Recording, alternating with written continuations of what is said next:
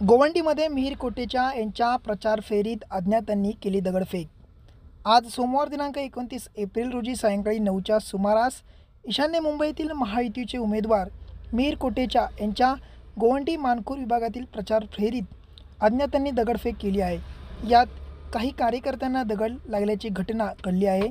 या प्रकरणी आता स्वतः मिहीर कोटेचा व भाजपचे पदाधिकारी कार्यकर्ते हे गोवंडी पोलीस स्थानकात तक्रार करण्यासाठी दाखल झाले आहेत। नमस्कार, मी निहारिका बोलते, भारतीय जनता पार्टी मुंबई लोकसभा प्रभारी।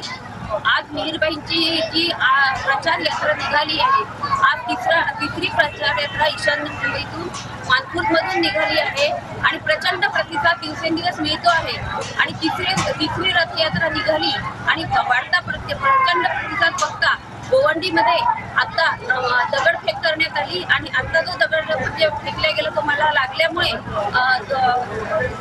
जोरदार दगड मारला गेला आहे, दगडफेक केली गेली आहे आणि विरोधकांची ही कटकारस्थान जे वाढता प्रतिसाद आहे त्या प्रतिसादाचं हे एक कमकुवतपणाचं लक्षण आहे असं मला वाटतं। पण मी एवढंच नक्की सांगेन की भाजपच्या जो उमेदवार तर आहेत आणि वाढता प्रचंड प्रतिसाद पण आहे, पण आम्ही अशा कुठल्याही गोष्टीला घाबरणार नाही आणि याच्यापेक्षाही डबल आणि जास्ती प्रमाणातही आम्ही हे रॅली आणि कुठलाही प्रचार असेल तो करणार आहे आणि अशा प्रकारची ही दगडफेक करणं हा भेकड हल्ला आहे आणि यातूनच त्यांची हार झालेली आहे हे निश्चित आहे असं मला वाटतं।